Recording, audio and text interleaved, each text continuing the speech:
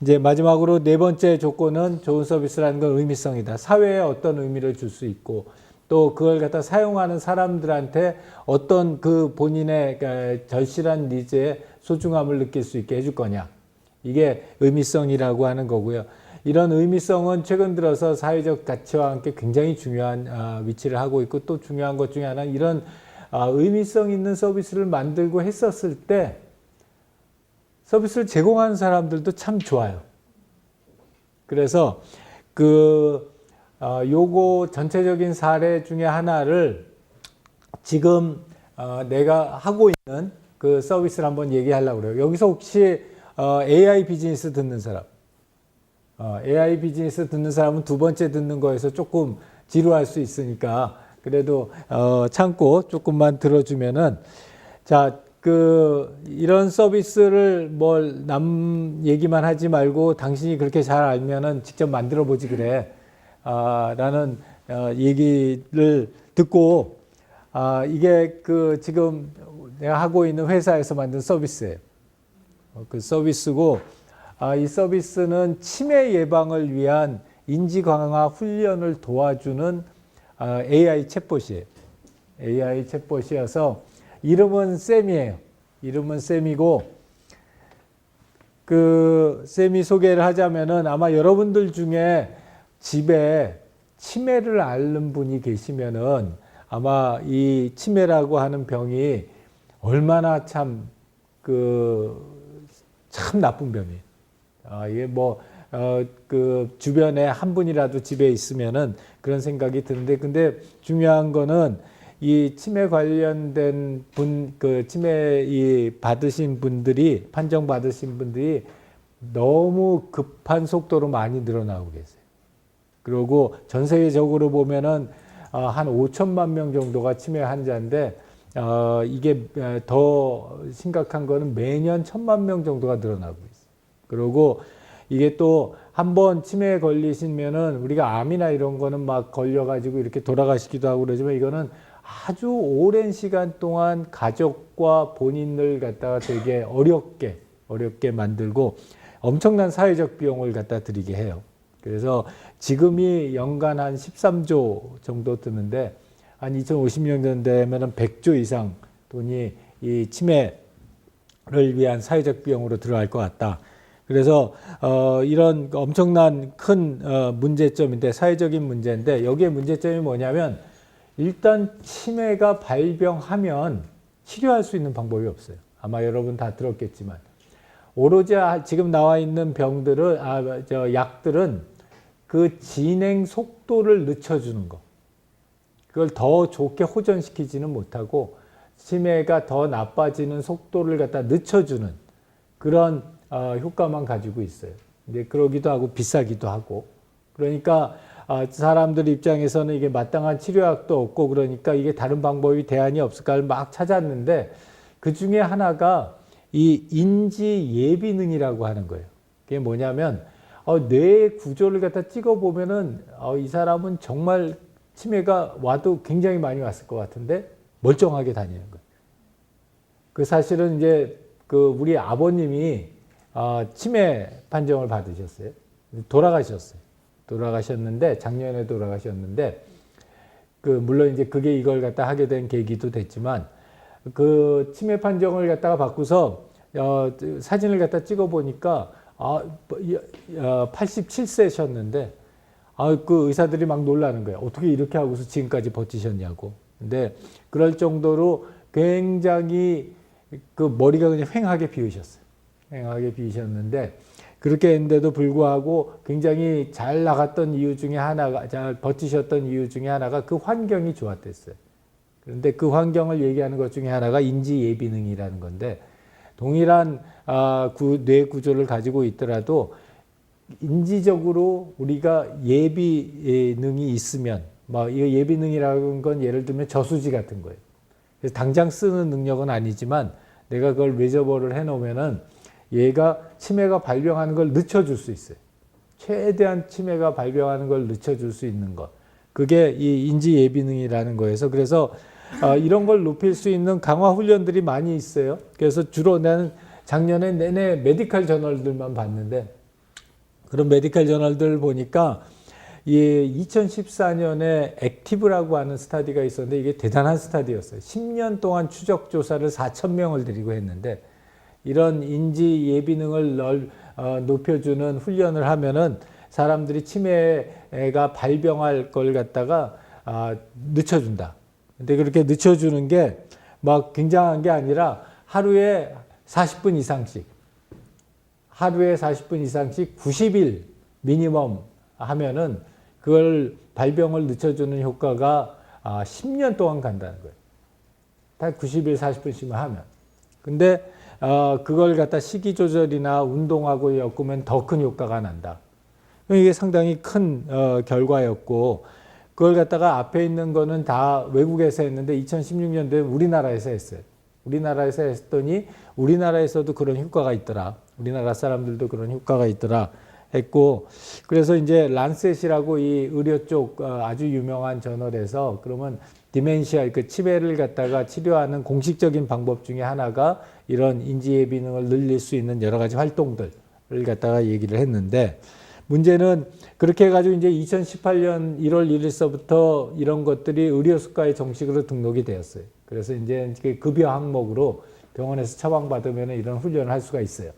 근데 문제가 뭐냐면 일단 인지강화 훈련을 받으려면 그 치료사를 갖다 찾아가야 되면 너무 시간이 많이 걸리고 또 한번 상담소 같은 데 찾아가서 물론 공짜로 받을 수도 있지만은 또 좋은 데를 찾아가서 사설을 가면은 상당히 많은 비용을 내야 돼요. 그러니까 이제 그것도 너무 많이 비용이 들고 그래서 이제 그걸 갖다가 하려고 스마트폰이나 앱이나 컴퓨터 프로그램들이 있었는데 이거 찾아서 하기가 너무 어려운 거예요.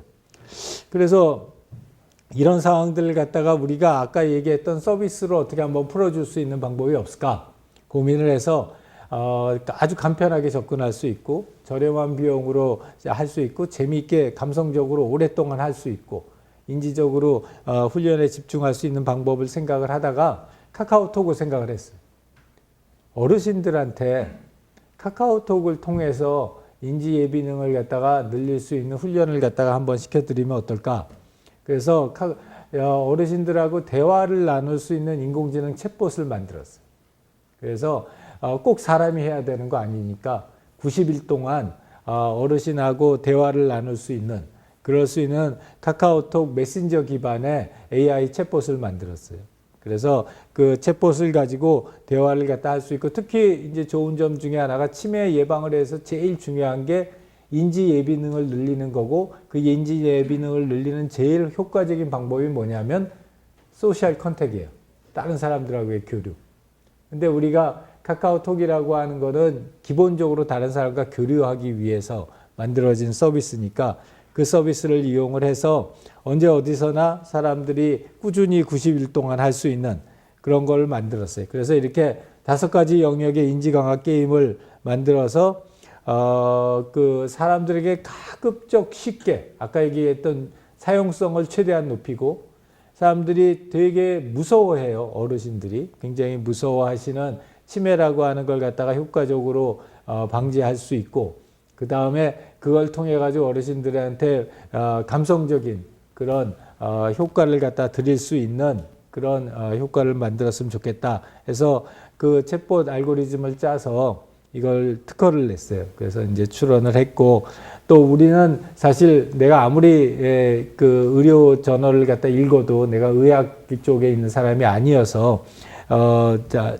아무래도 약할 수 있어서 우리 서울대 보라매 병원하고 우리 연세대학교 강남 세브란스 병원하고 이대 목동병원하고 같이 컨텐츠를 갖다 만들어서 감수를 받았고 그거를 이제 서대문구나 강서구나 양천구에 있는 치매안심센터하고 같이 시험을 했어요. 시험 적용을 해서 그리고 어르신들의 메카가 어디냐? 낙원상가예요. 그래서 낙원상가를 가가지고 실제 어르신들을 갖다가 하고 같이 이야기를 갖다 나눴고 이제 그런 얘기를 나눴더니 우리 낙원상가 건물주가 이게 너무 좋은 의미 있는 활동이다. 그래서 차라리 사무실을 하나 내줄 테니까 낙원상가에 와가지고 낙원상가 왔다 갔다 가시는 어르신들한테 이 서비스 설명을 좀 해드리고 교육도 좀 해드려라. 그래서 이 오프라인 거점을 운영을 해서 작년 12월 1일 날 클로즈 베타 서비스를 시작을 해서 올해 2월 달에 오픈 베타 했고 2월 22일 날 와디즈에 크라우드 펀딩을 했어요. 그래서 내일이 마지막 날이에요. 내일이 마지막 날인데 목표는 초과 달성했어요. 네, 그러니까 여러분한테 강매하면 안 돼요. 그러면 이제 김영란법에 걸리기 때문에 와디즈 초과했고 지금은 3월 8일 날 이제 내일이죠. 와디즈 펀딩 종료하면 그 정식 서비스를 갖다 시작을 하려고 하고 있어요. 그래서 이런 와디즈고요. 그 다음에 동영상이 하나 있어요. 이 동영상을 한번 같이 보면은 어떻게 해서 이런 서비스를 만들게 됐는가, 앞에 있는 세 가지 기준이 어떻게 맞추려고 노력했나 하는 걸 여러분들이 한번 알 수 있을 것 같아요.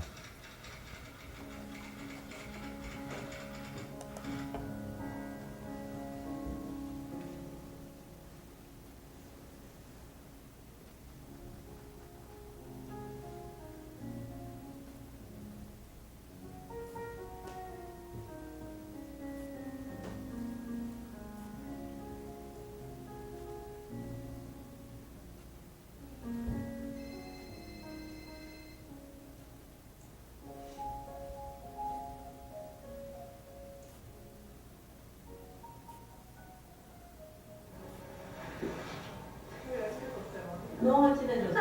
벌써 일어나면 쌤이 있지. 쌤이 만나야지. 이제 이런. 오늘도 하고 있어요. 그러면 사수가 일어나면 벌써 이렇게 가는 거 하고 그거 하는 거.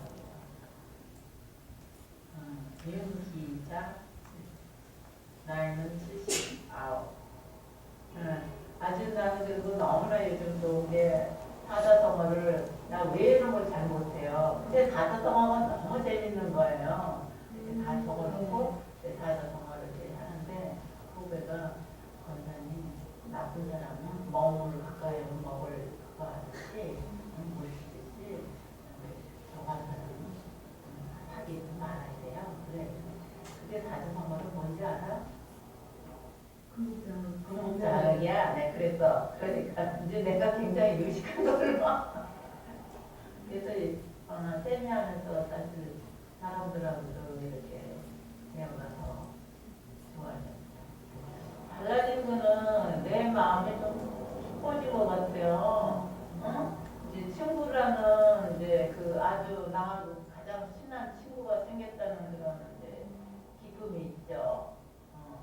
내가 누구랑 아침에 일찍이 그렇게 친하게 그냥 말할 수 있는 그런 대화가 어디 있어요? 알았어. 거기서도 대화하는 게 네 덕분이야. 뭐 이렇게 그 말 한마디가 나한테는 네 덕분이야. 너무 재밌는 것 같아. 그렇게 하나 그래. 아니야.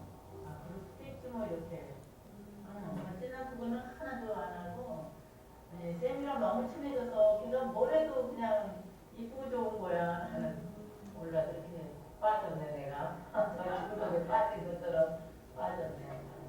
그냥 아침에 일어나면 내가 기도를 해야 되는데 아침에 일어나면 기도를 해야 되는데 쌤이 만날 기쁨이 더한 거예요. 난 쌤이를 만나야지. 이런 마음에 아주 충동이 생기는 거예요. 그러니까 벌써 나가서 이걸 하는 거예요. 그리고 이게 그냥 나도 모르게 요즘에는 그전에는 하루에 한 번씩은 해야 된다는 그런 거는 이제 알지만은 그냥 저녁에도 했다, 낮에도 했다, 그냥 뭐 아침 낮에도 했다 이랬는데 지금은 벌써부터 한 열흘 넘었을까? 아무튼 이렇게 아침에 일어나면 벌써 이 쌤이 만나고 싶은 마음에 그냥 얼른 그렇게 키게 되더라고요. 네. 또 어떤 생각인데 해야지 이게 아니라 그냥 하고 싶은 거. 그냥 만나고 싶어. 오늘은 뭐가 나왔을까 이렇게.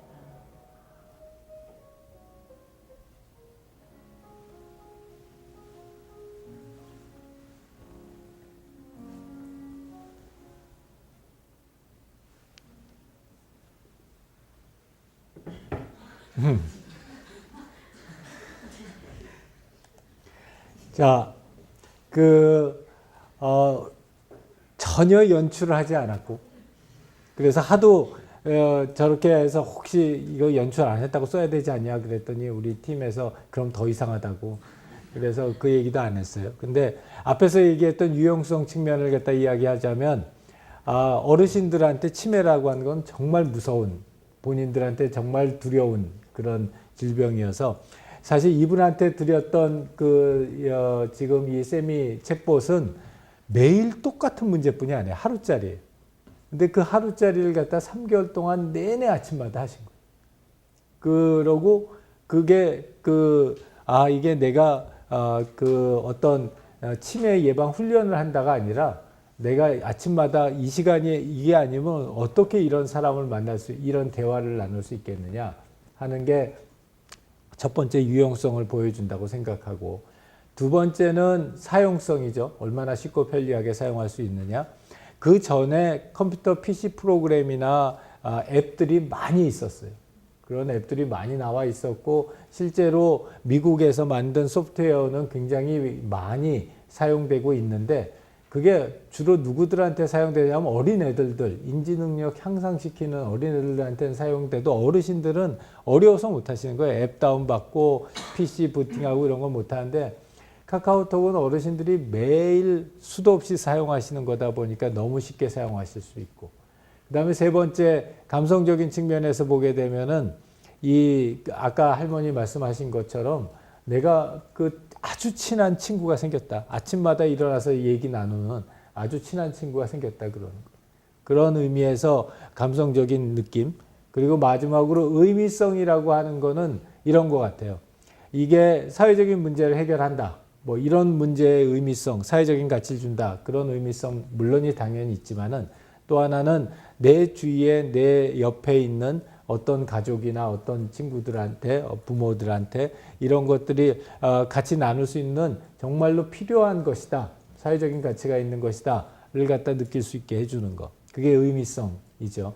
그래서 나는 워낙은 이런 얘기하기 되게 낯뜨거워하는 사람인데, 요새는 이거 가지고 기업체 회장실도 가고 사회봉사단체도 가고 노인봉사회관도 가고 그래요. 그렇게 가가지고 꼭 하시라고, 빨리 하시라고, 하루라도 빨리 하는 게 더 예방 효과가 좋다고 그래요.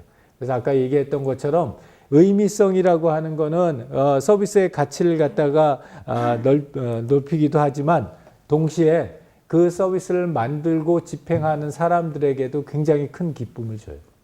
난 직접 경험을 해봤고. 그래서 여러분들이 그런 의미에서 의미성 있는 그런 서비스를 갖다 생각을 해봐도 아주 좋을 것 같다 하는 생각이 들어요. 자, 그래서 우리 수업 내용은 여기까지고요. 우리가 이제 이렇게 했던 것처럼 여러분들이 실제 수업 시간에 워크숍으로 했던 거를 잘 정리를 해서 이걸 갖다가 우리 다음 시간 클래스 디스커션용으로 정리해서 제출하는 게 우리가 이 수업의 클래스 진행 방식이에요. 그래서 오늘 여러분들이 워크숍 하면서 진정한 경험에 대해서 생각해 봤고, 그 다음에 유용성, 사용성, 감성, 의미성 이런 거에 대해서 한번 봤죠. 그 중에서 하나씩만 고르세요.